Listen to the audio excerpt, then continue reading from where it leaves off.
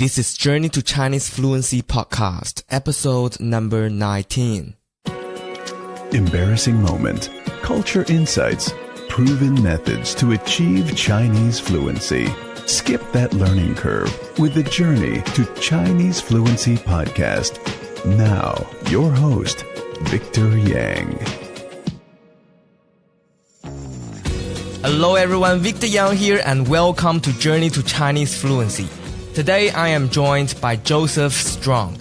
His Chinese name is Zhou Qiang. Joseph was born in Germany, but raised in the USA, mainly in Colorado. Currently lives in Denver. Joseph began studying Chinese 8 years ago. After 2.5 years of studies, he moved to China for 4 years. Joseph now works for the Colorado Judicial Branch of government, and his current position is a clerk to a magistrate. Here's one interesting fact about Joseph. He enjoys running and attended the Shanghai Marathon in 2013 and got a very ugly orange shirt for doing that. 你好, Joseph. Welcome to the show. Thank you. I'm happy to be here today. Are you ready to share with us your journey to Chinese fluency? I'm definitely ready. Let's do this. Awesome. So first of all, please feel free to fill in the blank a bit for the introduction. So I started university at Colorado State University in 2008. It's an okay school. It's not really well known for very much. And there's only one Chinese teacher there. But I started studying psychology. I thought I would enjoy it, and I didn't. So then in my second year in 2009, I decided to try a few different classes to see if I could find something I was more interested in.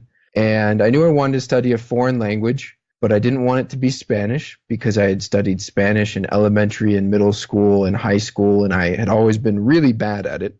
And after thinking for some time, I actually decided I wanted to study an East Asian language. So I had Korean and Japanese and Chinese to choose from. And I eliminated Japanese first because I thought it would be too difficult.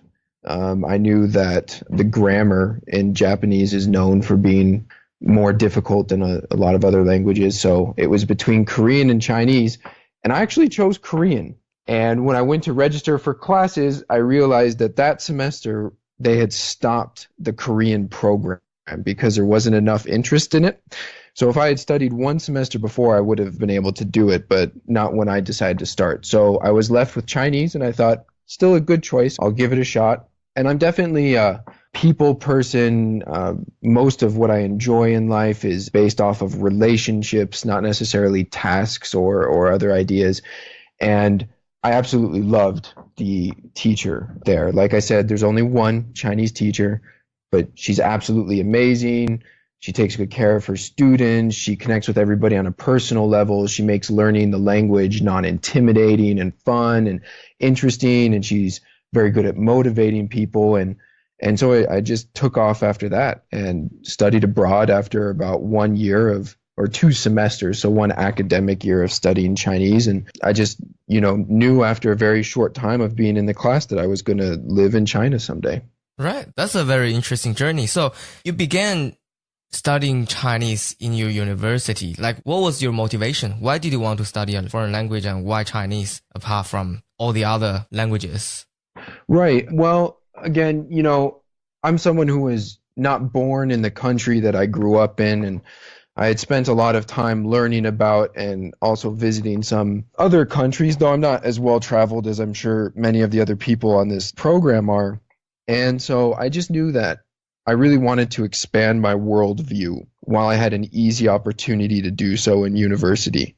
And so that semester before I changed my major from psychology, when I was trying to kind of take classes in many different areas and figure out what I was interested in, I took a few international studies classes.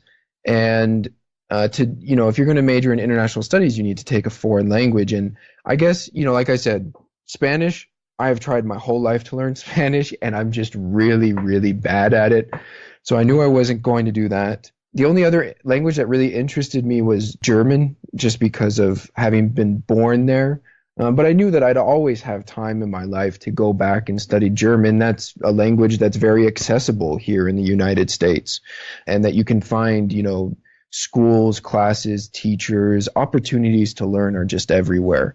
When I came across the East Asian languages and then specifically Chinese, I knew that wasn't something that I could just pick up anytime I wanted kind of freely, take a few classes at a community college every couple nights every week or something like that.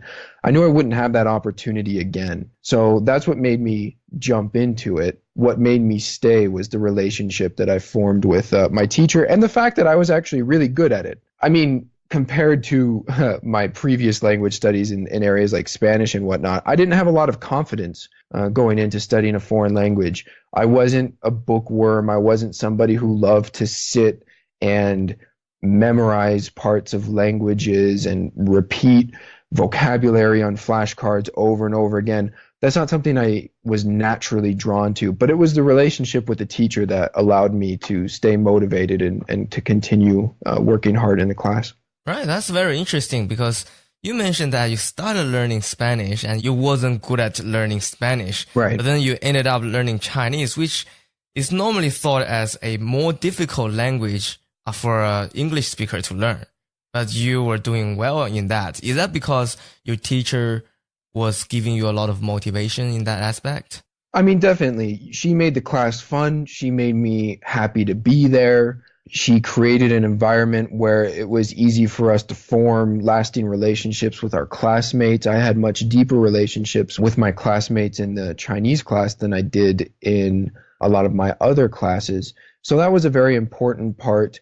I think, though, the reason why I struggled so much with Spanish is definitely because of grammar and all the verb conjugation and having to remember which tense or in which situation do I have to use which ending for which verb. And I understand that we have a lot of that in English as well, but I didn't have to study English as a foreign language, right? I got to grow up learning it. So the grammar I've always found really difficult, and I think it's been mentioned on your show before, Chinese grammar is not all that difficult, especially if you're just trying to get to a level where you can conversate with friends quite easily. You can get around, use transportation, you can eat what you want, you can watch movies, you're not necessarily trying to become an academic in Chinese, but you can live your life in Chinese. Then you don't really need amazing grammar to do that. And, a lot of it's just subject, verb, object. And I really like that. And so I think that's another reason why I found Chinese easier. Yeah, definitely. I guess the grammar in Spanish kind of burned you out when you were learning it. Absolutely. Yeah. Well, so during your study of Chinese, what had been your biggest motivation? You mentioned that you had a very good teacher, very good lecturer that motivated you to study and you had good relationship with your course mates. Is there any other motivations you had, especially during the time when you find maybe it's difficult or you find it demotivated? Like, what did you do? Like, what was the biggest motivation that kept you going? So a couple of things. I think, first of all, just a sense of satisfaction, and a lot of classes are set up this way to motivate students, but it was always great, finishing a report in Chinese or finishing a test in Chinese and just knowing that I did well on it. If it's a test, the process of writing out the characters and knowing that, this is a skill that I've gained that's going to help me connect with people around the world I would have never had the chance to connect with before. And here I am putting my skill to use, and I know I'm going to get a good score on this assignment or on this paper or on this test. And so that sense of satisfaction certainly helped. Another thing that helped me in the times when it was pretty difficult for, you hit those roadblocks or those plateaus. So you keep improving and improving, and then all of a sudden you stop and you don't know why, because you're still working as hard as before, but you're not really getting any better. Another thing that would help is the fact that by the time I started hitting those plateaus, I was in Chinese modern history classes. I was in classes about Chinese culture. I was in classes about Chinese government and comparative politics with other countries in East Asia. And just the sense that learning Chinese for me had a higher purpose. And that was learning about the people and their origin and their culture. And all of these I knew that one day I was going to use to connect with people on the other side of the globe. And so that was kind of a goal or a dream I had that kept me motivated. That's definitely some very good mindset to have to keep you motivated. Have a very good goal ahead of you. Sure, it's a higher purpose, so that That's right. the days when it's hard, that higher purpose is something that never goes away. So it's a rock that you can kind of cling to when you need it. Yeah, sure. So now please share with our audience your method of learning Chinese. What's been the most effective technique or method that's been working for you? So I'm sure this has probably been mentioned before, but mine is definitely human to human interaction and then imitation. Like I said, I'm not the kind of person, when I was in university, I could sit down and study for hours at a time because that was my job. That was what I was there to do. But I'm not the kind of person who's naturally inclined to do that. I'm the kind of person who likes to be up, moving around, walking outside, meeting new people, having interesting conversations. Those are the kinds of things that I think bring joy to my life. So I knew I was never going to be the kind of person who'd write out a million flashcards with the character on one side and the opinion on the other, and everything would be color-coded according to tone. And all of that's really great, and I really admire the people who can do that. I can't really. So after I came back from my first visit to China, which was in 2010, I had studied for two semesters, and then I went for 6 weeks to China, and I had a really great experience in studying at Huashida. I guess I'm forgetting the longer name, but the Huadong 师范大学. Yeah, thank you very much. There in Shanghai, and I had a really good experience studying there for 5 weeks, and then came back, and I noticed in my first semester back that there were a lot more Chinese students on the campus of my university than I'd ever seen before. And what it turned out to be was that our university that summer, while I was away, had made formal connections with a few other Chinese universities, the biggest being Hunan Daxue, Hunan University. Yep. Exactly.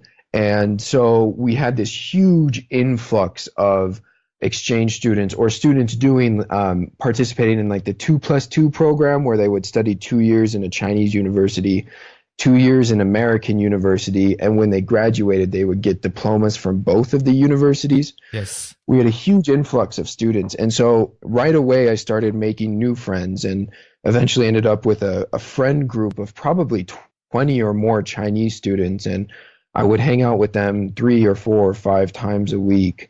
And, we would be drinking together, eating together, celebrating festivals together, learning how to cook together. So I could introduce them to things I knew how to cook from when I was young and growing up, and my parents taught me. They could teach me how to make dumplings and, all kinds of Chinese dishes. And it was those interactions and, especially being able to meet other guys about my age and just imitating the way they talked constantly. When they say something or they have certain mannerisms, I could imitate them later on in our conversations together. And that has 2 purposes, really. One, it helps me get better in my Chinese and it makes my Chinese more authentic. Mm-hmm. And 2, it also helps them relate easier to me. It makes it easier for them to speak with me and to view me as someone they could see as a friend or whatnot. And so that's kind of how I did it, is just meet as many people as I can, talk as much as I can, know that you're going to make mistakes and that you're going to be embarrassed. And that's part of learning any language. Those are the biggest learning moments. Those are the ones you don't forget. And try to imitate as much as possible in those conversations. Right, that's very interesting. So you moved to China to do some formal study 2.5 years after you finished your studies in the USA, right? Not quite. So I finished university in the US in the winter of 2011. And then in the early spring of 2012, I got a CELTA certification. It's a certification for teaching ESL to adults. And then in 2012, I think, in June, so there in the early summer, then I moved to China to start working. Right, I see. So you had a little bit of gap. Yeah. So when you arrived in China, so you went straight to Shanghai, did you? I went straight to Shanghai when I was studying. So in 2010, that was just during a summer. So I wasn't in summer school or anything like that in my university. I had been in university for 2 years at that point. And so we went on like a summer academic trip, if you will. And we spent a week in Beijing, just kind of going to sightseeing and whatnot, sometimes going to 2 or 3 historical sites a day, and then spent 5 weeks in Shanghai studying at university. Then when I went back to school and I had a couple more years, I finished my university. And then 2012, I went back to China. That time was for work. I see. So when you go back to China, what was your level of Chinese? I would say I was probably pretty close to, for those of us who have taken like the HSK before or thought about taking the HSK, I was probably like a level 4. I could definitely have a conversation. I could find my way around the city, kind of, but I definitely spoke Chinese like a foreigner. Even though I had made a lot of Chinese friends and I was trying to imitate their way of speaking and whatnot, I still spoke very much like a foreigner. I think my conversations were probably very awkward. Anytime I met a Chinese person from their standpoint, our conversations were probably very awkward, but I could get my point across. So it was somewhat functional, but it was very rough around the edges. So before you moved to China, what had been your method of learning? You mentioned that you spend most of the time conversing with all the local people. Right. But before you moved to China, you basically spent most of your time studying in the US, didn't you? Yes, I did. So my method of studying, again, like I said, spending as much time with my Chinese friends at the university as possible. But again, that's never enough. That's not going to help you pass the tests. That's not going to get you great scores on your papers. So Sure. I'd spend, each week was kind of partitioned. I'd spend Monday and Tuesday of each week hitting the vocabulary really hard. And it was just by writing each character that I was learning many, many times. So I might choose 10 characters and I'd practice saying the character out loud. I'd try using it in a sentence and then I'd write it 10 times. And then I'd fold the same piece of paper over and see if I could write that character again. And, usually you can remember 7 or 8 out of 10 on your first try. And then I'd move on to the next 10. And then I'd go back and I'd try and write all 20 and kind of staggered like that. And I'd probably learn about 30 to 40 characters a week. Mm-hmm. But those characters would be heavily studied on Monday and Tuesday. And then Wednesday and Thursday would be using those characters in sentences. So figuring out what are my grammatical structures and how do I put the vocabulary I've learned into them. And then the rest of the week after Thursday would then be trying to use the vocabulary and the grammatical structures that I've learned as fluently as possible. So not just thinking of an example of English in my mind and then translating it into Chinese, but then going to my teacher, going to my classmates, going to my Chinese friends and saying, how do you use this normally? And what's a situation if I'm speaking Chinese that I would be using this in? And then just try and use it as much as possible until the next week comes along and then everything kind of starts over again. Right. Great method. So I guess there's a lot of persistency put into your study and just make sure you keep up with the vocabulary. Sure. And doing a lot of practice with your Chinese friends. Yeah, repetition is key. I mean, that's probably pretty obvious. I think, no matter how somebody learns a foreign language, whether you really enjoy reading and you're just going to, soak in as much written material as you can, and you're going to try and memorize as much of the written word as you can, or if you really like watching TV in that language that you're learning with that language's subtitles, whether you like talking with people, whatever it is, you're probably going to get pretty good at the language as long as you make up for what your not shortcomings are, but your kind of challenging points. So for me, I knew that the book study, that was something that I wasn't naturally good at and I wasn't naturally drawn to. But I had to put a lot of effort in there because you can't just do the things that you're good at or that you like. You have to make up for those shortcomings. And so focus mainly on what you're good at. Also make up for what you're not so good at as best as you can and work really, really hard and be consistent. And then I think no matter which method or which few methods that you choose to start learning, you're going to progress naturally and you're going to get better quickly. Great. I think that's a good segue into our next question for you. So what had been your biggest challenge in learning Chinese and how did you overcome it? Sure. So learning Chinese has a lot of challenges, all of which have been talked about on your program before. You know, if you don't grow up learning a tonal language, then learning the tones is very difficult. Memorizing characters is very difficult. Reading anything that's not very straightforward, such as poetry, can be difficult even for high-level Chinese speakers. But for me, I think the biggest challenge I've ever faced was definitely more of a life challenge, if you will, than just a studying challenge. When I moved to China in June of 2012, I had rose-colored glasses on when I was looking at everything around me. I loved being in China. It was exciting. It was new. I was finally doing what I knew I was meant to do, was to come to this country and interact with the people and learn from them and just become a part of the society as much as I could. And it was a pretty amazing first few months. But about 3 months in, I was at a bar with some friends. And to this day, we're still really not sure exactly what happened, but something happened to where I made a few young guys there at the bar, pretty angry Chinese guys, and I actually was attacked by them and ended up with a missing part of my right ear, and I had a few broken bones and whatnot, and a couple black eyes, and I had to stay in the hospital there because I had to have surgery. I've got a couple titanium plates now holding one of the broken bones together. Wow. And all of that was done in China. So, you know, think about this. I was there for 3 months. I knew Chinese, but again, it was very functional.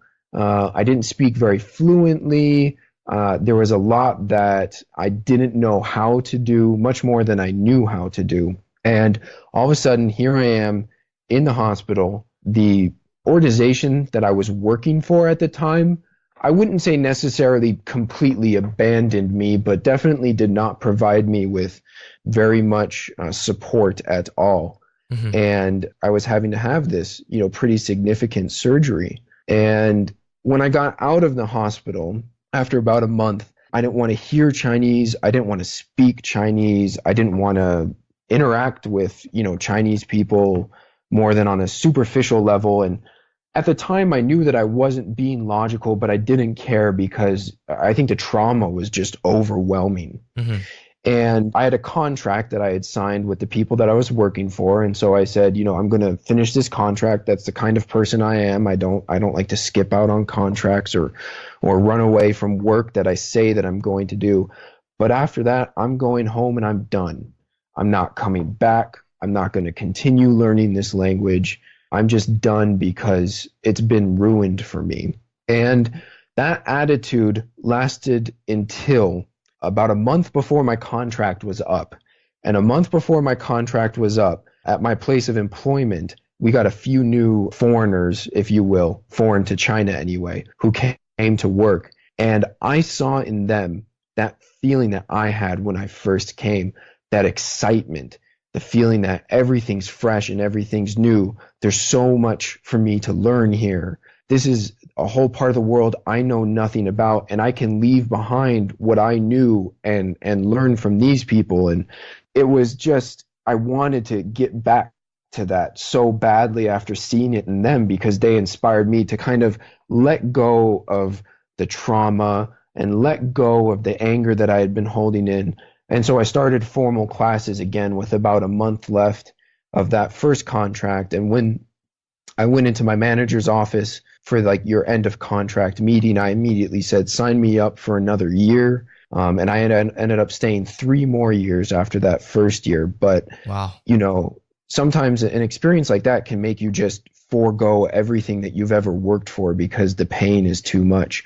But I think seeing the love for learning and the ability to let go of oneself to learn from others, seeing that in other people that I met kind of inspired me to get back to it. Wow, that's an amazing journey you had. That's definitely an amazing story.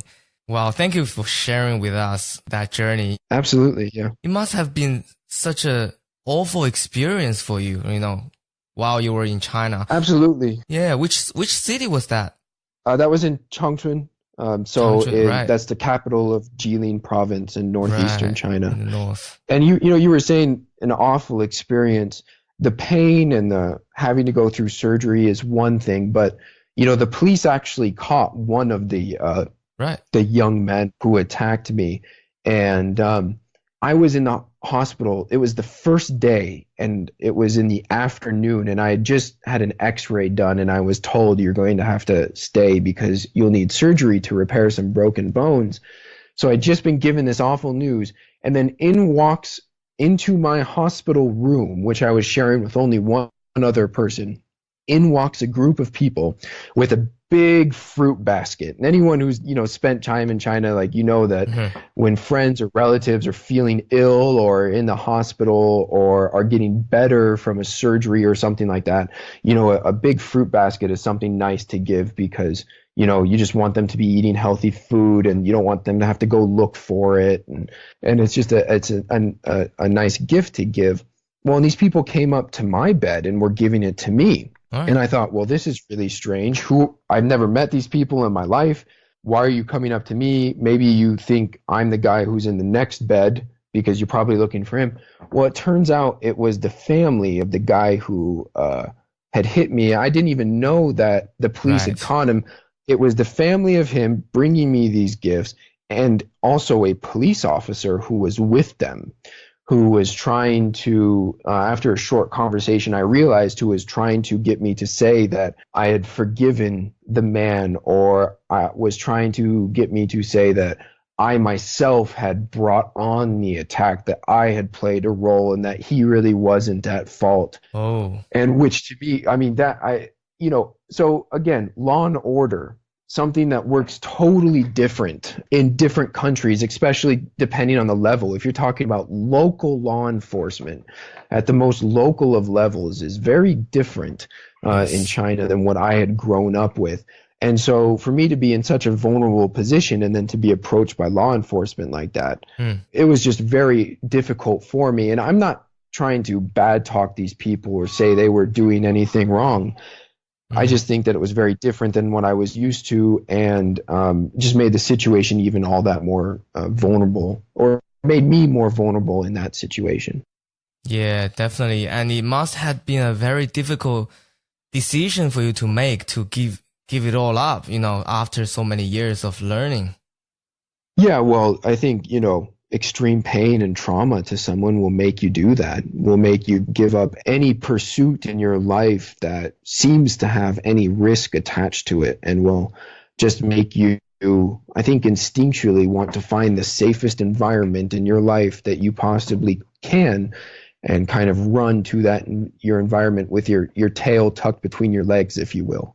And so it takes some time for someone to grow out of that fear and then to be able to not go and run for those safe places, but to continue to stay in those foreign places or strange places where you don't necessarily have a feeling of safety, but you're able to learn something new every day. Yeah.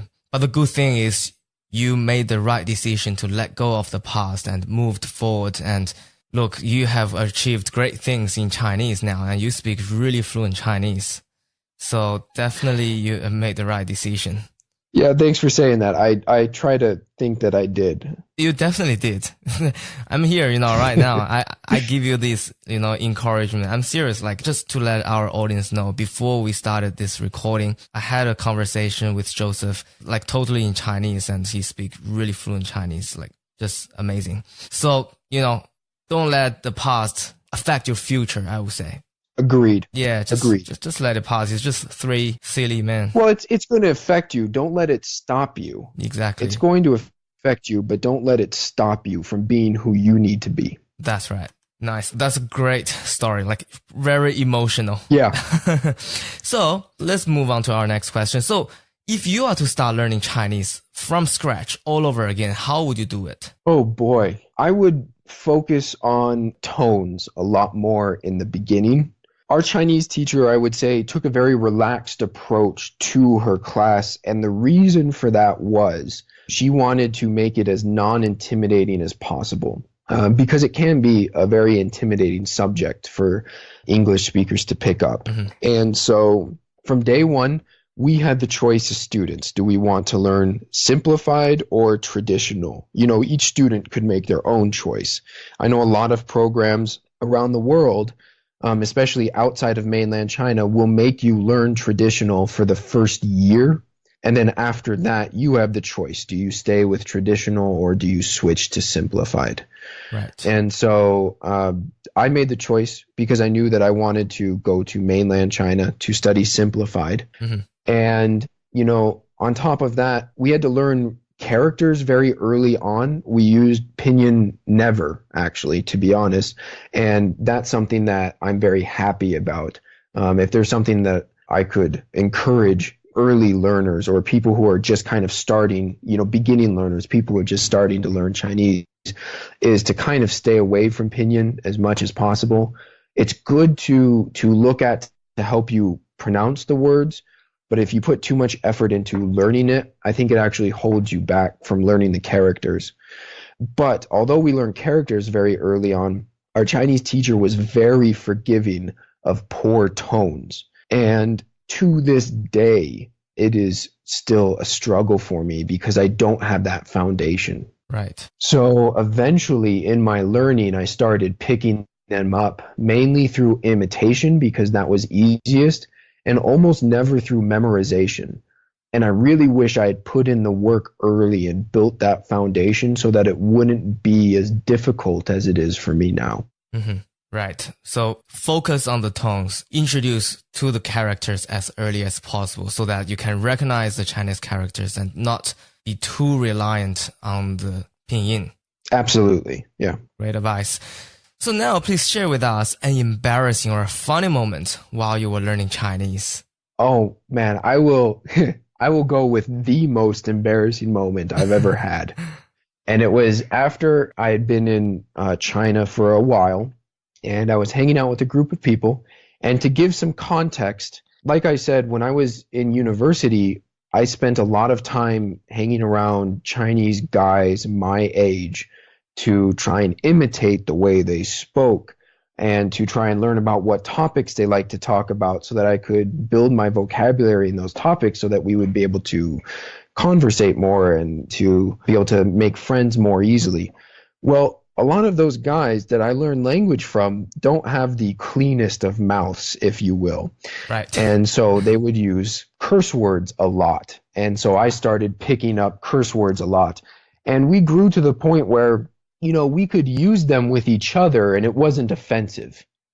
It was funny, or it was almost a sign of camaraderie. I think that's in a lot of languages where young men will curse around each other and it's fun. And, you know, you think that it makes you tougher or I don't know what, but, you know, you use that kind of language. Yeah. Well, I was hanging out with a group of people that I had just kind of met, and it was about a mixed group of men and women, young men and young women. And somebody had kind of insulted me, but in a joking way. So not a true insult, but just kind of poking fun at or teasing me. And I responded the way I had learned from the friends that I had made, which was a curse word. And that person ended up crying pretty badly. Yeah. And almost had a kind of a breakdown. I think that person was probably also having a very bad day. It wasn't just a word that I was using.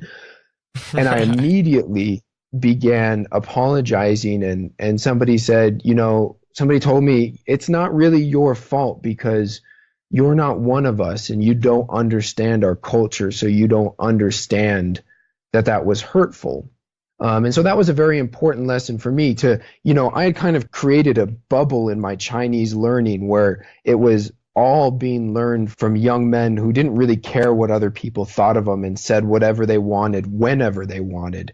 Right. And so I kind of had to backpedal and start censoring my language because I didn't want to offend the people around me. That wasn't my intent at all. My intent was to make people laugh and to make them feel like we were even closer as friends, because that's how I had learned how to do that.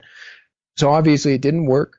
Boy, that girl, I think ruined her day. So that was pretty bad. But she forgave me in the end, and it was an important lesson that I'll never forget. Yeah. Did you say something really, really bad? Or was it? No, it's not a word in Chinese that's considered really, really bad. It's something that you hear little kids say. So again, I think that it was more than just the word itself. I think it was probably my outward appearance or demeanor. It was probably the day that person was having. I'm sure the word I used was just the straw that broke the camel's back, if you will. I see. Well, now let's move on to a high note. Tell us a success story, a most rewarding moment after you have become fluent in Chinese. Again, I'm somebody who judges the value of or the happiness in my life primarily by the relationships that I'm able to build and maintain with friends and loved ones. And so I met my now wife while I was in China. We were actually working at the same place, and we began dating in 2014.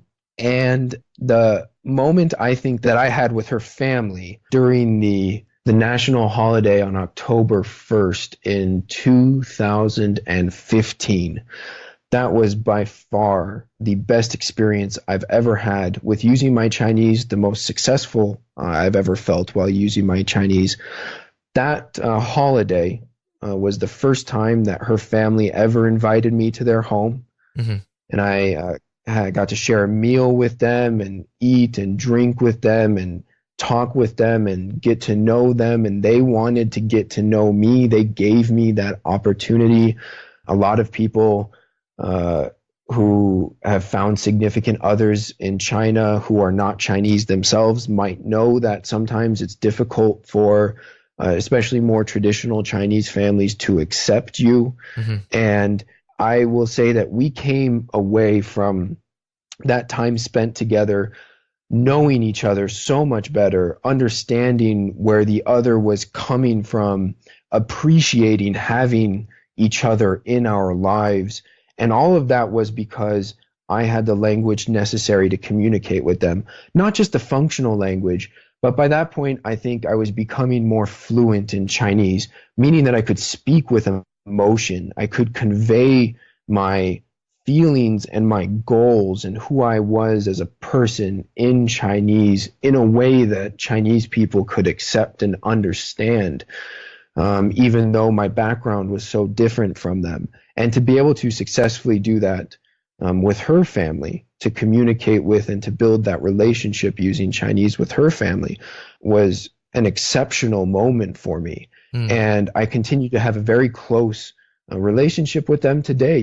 We use WeChat or whatnot to send videos to each other multiple times a week. I enjoy speaking with them. We care about each other very much. And for me, ultimately, there's no greater success in life than that kind of success. And I had to have a high level of Chinese fluency to attain that success. Yes, definitely very rewarding to be able to communicate without any language barrier, especially communicating with someone you love. Right. So you're married now, right? I am, yes. Right. And both of you are now living in the US. Yeah, we are currently living in the US. We've been here about a year, not quite a year and a half since I've been back from China. And so we definitely think about, where do we want to be in the future? We have an apartment in China that we rent out to people, but it's something that we could always go back to if we'd like. So I don't know that the rest of my life is going to be here in the US, but it is for right now. Right. So apart from talking to your wife in Chinese, how are you using your Chinese in other ways? Oh man, that's pretty unfortunate. Or my answer, I should say, is pretty unfortunate. I don't get to use it nearly as often as I would like. Right. I still have some old college buddies that live here in the U.S., none that live in the area, but people who do live here in the U.S. that I'm able to kind of text with or call and talk to. And when we have special events, for example, our wedding reception, that's where a lot of my old college friends came, and I'm able to speak Chinese then. Mm-hmm. At the courthouse where I work, unfortunately, I don't get to use it very often. The only times I really get to use it is when people come to court and they don't speak very much English, but they speak, Chinese might be their mother tongue, and we don't have an interpreter there that day. Obviously, right. I can't interpret for them, but what I can do is I can give them a new court date, and I can give them their paperwork and explain to them, why they can't be seen today, why they need to come back later, when they need to come back, and what's important for them to bring or whatnot. I can do that in Chinese, which is nice. And then when we do have Chinese interpreters in the courthouse, I've kind of built a relationship with them so that oftentimes when they come in, they'll stop by my desk and we'll have a short conversation. Other than that, I do study a little bit these days, not nearly as rigorously as I used to. Like I said, I'm not the kind of person who just loves to sit down and study all the time, mm-hmm. but I do have a lot of court or legal-based Mandarin Chinese interpreting study materials. And so I kind of go through those. I don't know if I want to be an interpreter someday. I think it's possible, mm-hmm. But more I just like the experience of just learning something, Chinese in a new way, because, a lot of people think, well, if I just get really, really good at a language or very proficient, then I'll just go be a translator or an interpreter. Wherein in reality, to be a translator or an interpreter in any language, you have to have a very specific skill set. And so kind of learning some interpretation skills using Chinese is nice because it's using my Chinese in a way that I've never used it before. Right. How would you compare your life before you've learned Chinese and your life after you've learned Chinese? I think that I was definitely a very different person before I started learning Chinese. But even more so, I was a very different person before I moved to China, kind of threw myself into the society and was still, learning Chinese and using Chinese on a regular basis. Before that, I think I had a very defined sense of who I was. It was very clear to me. I knew where I came from. I knew what I believed in. In my mind, I knew how the world worked, and I knew my place in it. And I think after learning another language and then being immersed in the culture that's tied to that language and the society that's tied to that language and using it there and learning from the other people there, I think there are kind of 3 different versions of myself now that I can access at any time. Mm-hmm. I still have the American Joseph from before in my mind that I can access. I can kind of take on those traits if I need to. I also have what I call a Chinese Joseph. And that is kind of a version of myself where I abandoned everything about who I was before. And when I went to China, I spent a lot of time in hospitals learning about the medicine that was used there. I spent a lot of time in tea houses learning about the ceremonies and the histories and the traditions associated with that. I spent a lot of time in schools where I learned about the education style in China and how very different it is than what I learned here in the U.S. And so I can kind of adopt all of those things that I learned and get rid of everything that I was before. And that's kind of a radical shift. Mm-hmm. Now, normally on a regular basis, I don't take on either of those personas. I'm kind of somewhere in the middle. But that ability to take a step back within yourself and understand that there are different versions of yourself that you can access if you want to, or if you need to, or if you're in certain situations that demand that you access them, but that knowing that if you don't choose to intentionally step back and do that, then you're kind of a mix of all things at all times. That's definitely how I would say I'm different than before. It's no longer very clear to me what exactly is wrong and right. I have my principles like everyone else does. I know what I kind of well, no, I know what I believe in, but it's much easier for me to see the other side of any argument now, because I was forced to take a perspective on so many ways of life that I had never had before. It's a lot easier for me to understand where people are coming from when they have very different ideas than I do. It's a lot easier for me to accept something quickly, that an idea or an action that I have never encountered in my life before, because I know that for someone out there, that's normal, that's everyday, that's typical. And if it can be typical for one human, it can be typical for any human. And I think those are probably the biggest ways that I've changed since learning Chinese and living in China. Great insight on that. So now please share with us one special thing about the Chinese culture that is different to your own culture. I definitely think it's a special thing that I learned while being in China that's very different from anything I've experienced here in the US, is how small businesses are run and how you can be successful in a business. So after staying with a larger organization for my first 2 years in China, I made the move to a very small school where a few people from different areas, art, music, English, business, had come together and created this school. And when I say small, I mean very small. Less than 200 consistent students in total in a variety of classes that didn't have very well-developed curriculum. And I came in, and certainly not by myself. It was a group effort. We, as a group of people, of educators, developed the curriculum. We developed the training for new teachers, for new sales staff, for our marketing staff. And we built those departments up from the ground up. And I would say that once I was there long enough and part of the kind of the management or the leadership team long enough, I was able to be invited to a lot of events that kind of signified how this school was being built. And it was being built through relationships, obviously. You know, people talk all the time about the importance of the relationship in China. And going out at night with, you know, very well-connected people around the city, and sharing meals and drink with them and spending time around them and understanding that, you know, this is all about, I'll scratch your back if you scratch mine. Not to say that relationships aren't important in the US. You know, in English, you have the saying, it's not what you know, it's who you know.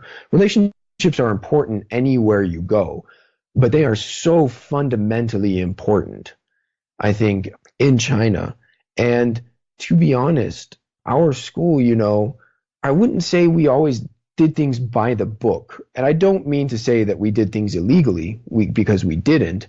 What I mean to say is that we didn't necessarily follow the template for, okay, we're going to refine our product first, and then we're going to find a group of sales people who can sell our product, and then we're going to find a customer for our product through those salespeople.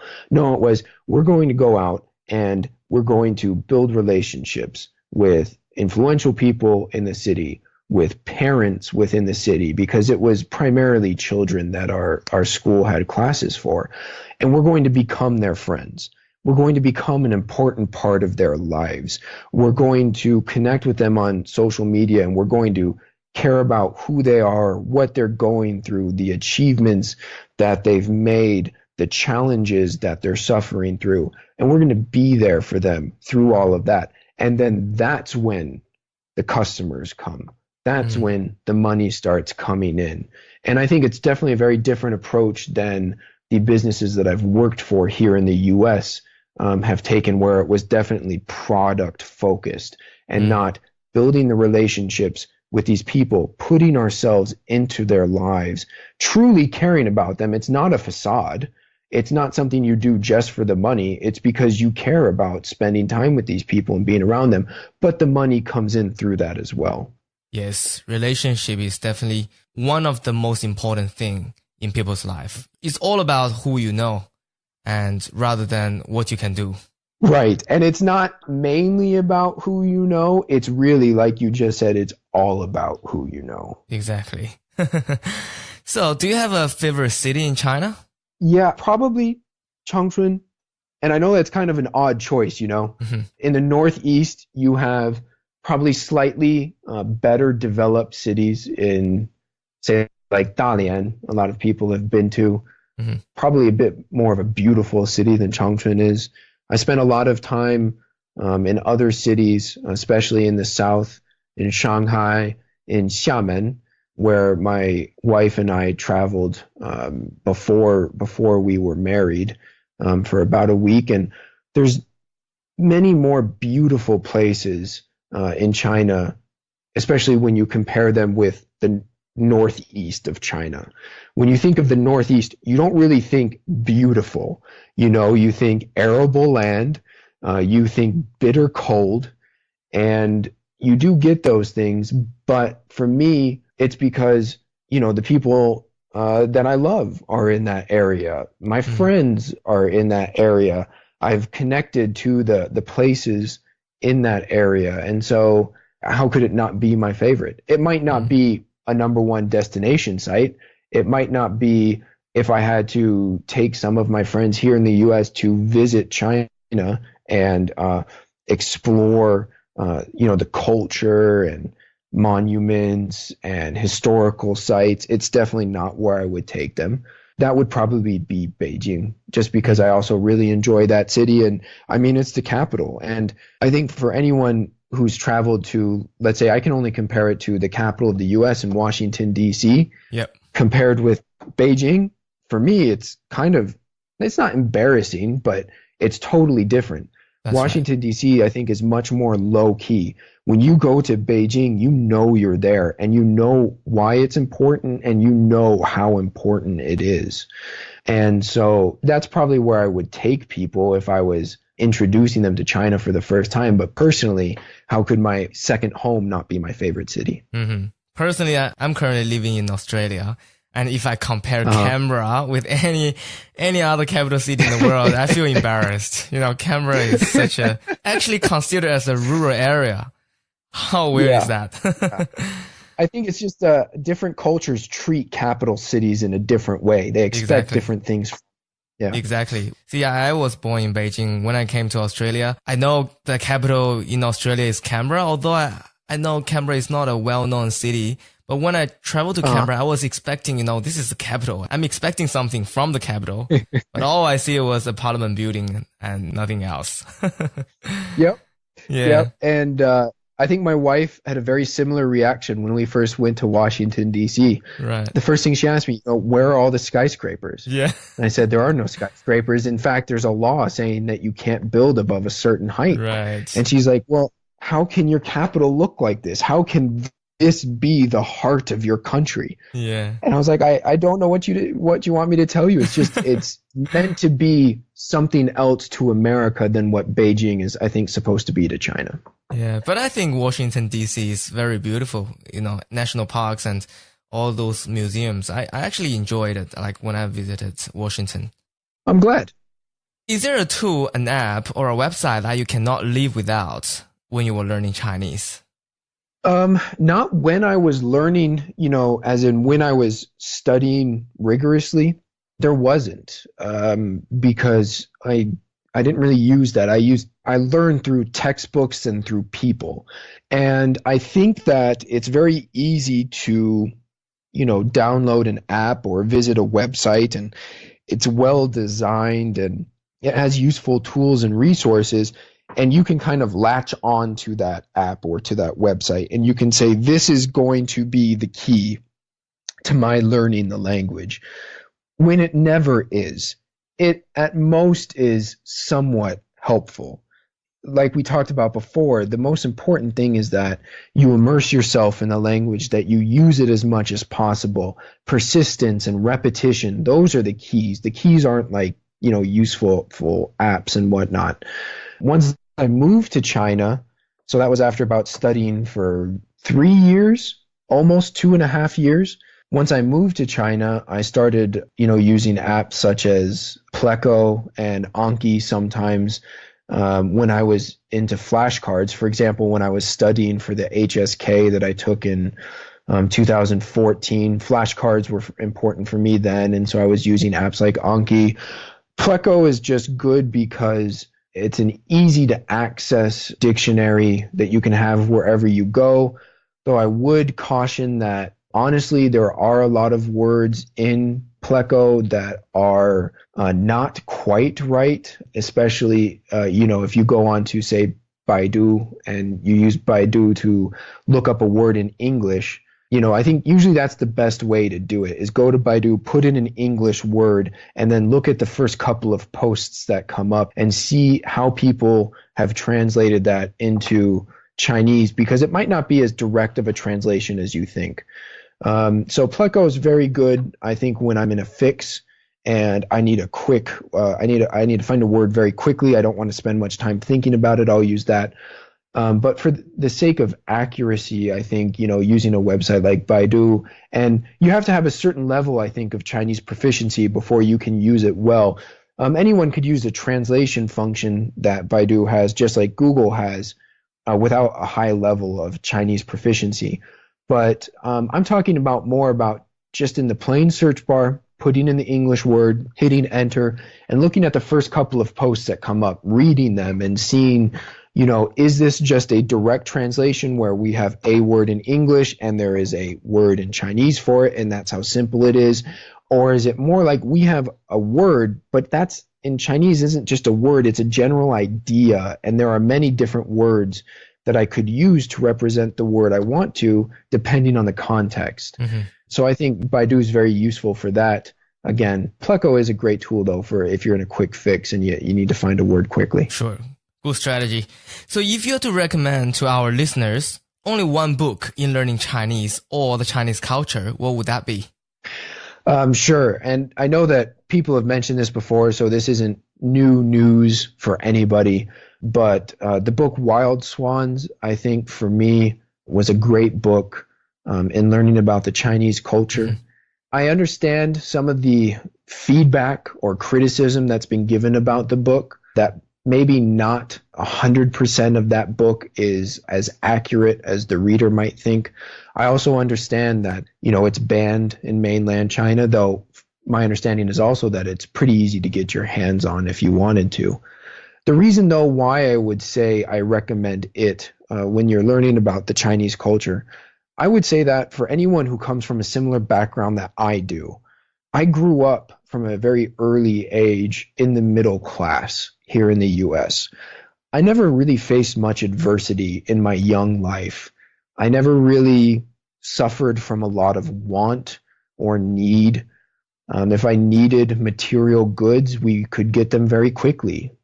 If I needed good healthcare, education, recreational opportunities, any of those things that are really good for young people to have, I could get them very easily and without really facing any adversity. Quickly into my studies of modern Chinese history, I realized that I was not going to be able to relate very well to a lot of the people that I would be meeting one day in China. And that's because of, in modern Chinese history, the great amount of adversity that many people have had to face and to overcome. I think the people who can relate to that kind of adversity here in the US were probably born in the 20s and before. They lived through the Great Depression. They lived through great, lengths of poverty and sometimes certain types of oppression. Certainly not something that I ever had the chance to experience. So anyway, I knew that I would need to find a way to be able to relate to those people in China who had faced a lot of adversity in their life, because that's where I wanted to go, right? If I wasn't going to be able to relate with people, why would I want to go to China? And I think reading that book, even if only parts of what happened in there are true, and I happen to believe that most of what there is written, if not all, it is in fact true, it gives you insight to the extreme adversity that many people have faced in the last, say, 50, 60, 70 years in China. And for anyone who's going there or who wants to relate well with Chinese people, other than the youngest generations, you're going to need to know those things, because either you'll be meeting people who had faced similar adversity in their lives, or who knew friends and family who faced similar adversity, or whose parents faced that adversity. So while they didn't ever have to go through that, they still understand to a much greater degree what was happening in China during, again, 50, 60, 70 years ago than the youngest generation does now. And, so reading that book helped me in two ways. It gave me an insight into the society at that time and what a lot of people had to go through. And I think also it gave me insight into myself and to know how lucky I was and to know, though, how different my experience was to the experience that a lot of people I was going to meet eventually was. And so a book like that, or a similar book that goes over, topics like civil war, the Great Leap Forward, the Cultural Revolution, not to pass judgment at all, but just to understand, what did the people have to go through to get to where they are today? Yes. Because we talk about today the progress that China makes year in and year out, the great economic growth. Every year there seems to be improvements in every level of Chinese society, political, cultural, technological, economic. There's improvements every year. That didn't just happen. People didn't just stumble into this success. I think the people of China worked through great adversity to be able to put themselves in an opportunity to achieve this success. So if you want to understand the success that China's having now, you have to understand, I think, the hardships that it came through to get there. I think you have summed it up very well. Fantastic insight into the Chinese adversity in the previous generation. My generation, I personally haven't suffered through any adversities, but definitely in my grandparents' generation, they definitely have a lot of things happening. It was just unreal. Yeah. So now this is your opportunity to teach our listeners your favorite Chinese quote, phrase, or expression. Sure. So my favorite expression is a 4-character expression, as many of them are, and it is 外强中干. Yep. A literal translation would be outside strong, inside dry. But it, I think, is used to describe especially people who look very strong or who look very impressive based on their appearance or their impression that they give you, but in reality have no substance to them. And the reason why I like this expression so much is because the substance of a person is so very important to me. Anyone, especially if you are a rather handsome or beautiful person, can make a good impression on people with a little bit of effort. Anyone can look good. Anyone can give you the feeling that they are a good person, or that they do good things, or that they are reliable, or that they are trustworthy, right? So first impressions are very important, but we can't always trust them. And so for me to be able to make a friend or to create a long-lasting connection with someone, it's very important for me to get to know the substance of that person. And I think that during the time in my life when I learned this expression, I was meeting a lot of people who, for one reason or another, and this was when I was living in China, who wanted me to trust them, who wanted me to confide in them, who wanted to, in the end, what they wanted was to use me for one way or another, for them to either learn English or for me to do something for them, for example, make appearances at events, or basically looking to use me in some way.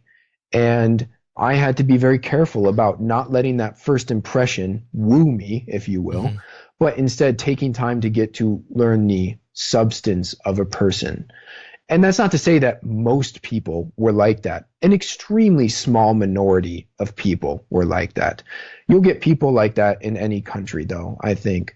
So again, it was a very small group of people, but I learned a lot of important life lessons in my interacting with them. And while I was kind of catching on to what was happening in my environment and the kind of people I was meeting and why it was important to take time to get to know people, to learn truly who they were and what they were about at their core, is when I learned this phrase. And I just started using it all the time. I started using it jokingly. I started using it seriously, mainly with my now wife and my friends and other family there in China. But I found that very quickly, some phrases you're just going to get right away. Mm-hmm. For English speakers learning Chinese, there are some phrases that are just going to stick with you and you find very easy to relate to and you find very easy to use in an authentic and a fluent way when you're speaking Chinese. Some phrases you'll never get that. It will always be awkward when you try to use it because you never really understand what context should I really be using this in. That phrase for me though, it stuck and it was important. And I think I looked at it and I studied it once and I remembered it forever. Something that took no effort to memorize at all. It just really resonated with me. Right. Great sharing. Great phrase. 外强中干. Now, yes. If you are to give our listeners one single piece of parting advice in learning Chinese, what would that be? I think it would be use Chinese to do what you love. Because if you do that, then it's always going to be easy or easier comparatively for you to continue your studies. For people who are competitive, I'm pretty competitive, it's pretty easy to get caught up in what other learners of Chinese are doing. So if you're in a Chinese class, it's easy to look at the grades and the scores that other people are getting and to want to go and beat them, to be better than them. If you've been learning Chinese for a while and you might be living in China, I think it's easy for you to look around at the other non-native speakers of Chinese who are living in your area and you want to be more successful than them. Maybe they're doing translation and interpretation and you think, I have to go into that because that's what other people are doing and that's how I'm going to measure myself. Or, maybe they can read a newspaper, which sounds really simple, but is actually a very difficult skill to develop, especially if you don't often read newspapers in your own language. And you just got to think, well, now I have to start reading a newspaper every morning. That's how I'm going to get good. Or you see other learners who binge watch, Chinese dramas, and you think to yourself, well, they're learning all kinds of language I don't have access to. I have to do that. You don't have to do anything that anyone else is doing. You have to find what you love. Maybe you love sports or watching TV, or you like being part of a book club, or you do enjoy reading the news, or you do enjoy translation. Maybe you love business. That's something I had a lot of interest in, and I learned so much every day when I was part of a Chinese business and I was translating contracts for our employees. I was training our sales staff on sales techniques in Chinese. I learned a lot very quickly and I retained it very quickly because I cared about the material, because I was using it often, and because I enjoyed using it. And if you don't really enjoy what you're using, you're going to forget it. It might not be in a week, it might not be in a month, it might take you 2 years, but eventually all of that's going to kind of wash out of your brain, if you will. So you have to build a foundation. I think that's undisputable. You have to use a textbook or a class or something, self-study, something that lets you build that foundation. But once you feel like you have a good enough solid foundation, your Chinese is becoming functional, you can use it to get what you want, even if it doesn't sound great, plunge into what you love and use your Chinese in that. And you will remain a student for the rest of your life. You'll continue learning and to enjoy learning for the rest of your life. And you're just going to learn and retain much more information much more quickly if you really just do what you love and use Chinese while you're doing it. That's a fantastic advice. Just make sure you learn Chinese for the right purpose. So, just before we let you go, Joseph, how can our listeners reach you? Sure. So you can connect with me on Skype, the way that I've connected with Victor. I think you can search by email, and my email is what I use for my Skype, which is just strong, STRONG, JP, P as in Paul, and that's at live.com, LIVE. So that's, an email account that I can be reached at, and also a Skype account. Also, you can reach me on WeChat, Weixin, if anybody uses that. I'm sure a lot of, your listeners probably do. And my WeChat ID is Joseph Strong, all one word, all lowercase, JOSEPHSTRONG. Cool. Thank you. I will link that in our show notes. Awesome. So thank you so much, Joseph, for sharing with our audience your story, your journey in learning Chinese. It's truly been an amazing journey you had. So thank you so much for that. Thank you, Victor, for giving me the chance to come on here today with you and speak about something that's so meaningful to me. I think this is a great show that you have that's very important and that is really meaningful to a lot of people. So thank you. To our listeners, the show note is now available at ChineseTalkEase.com/19. TalkEase is spelled as TALKEZE. Do you want to learn Chinese for free? Start your own journey to Chinese fluency with my video lessons at ChineseTalkEase.com. TalkEase is spelled as TALKEZE. Also remember to join our Facebook group. Just head over to TalkChineseCommunity.com. If you have enjoyed the show, please leave us a review on iTunes.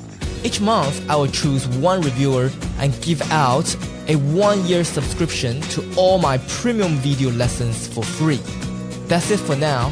I'll see you in the next episode.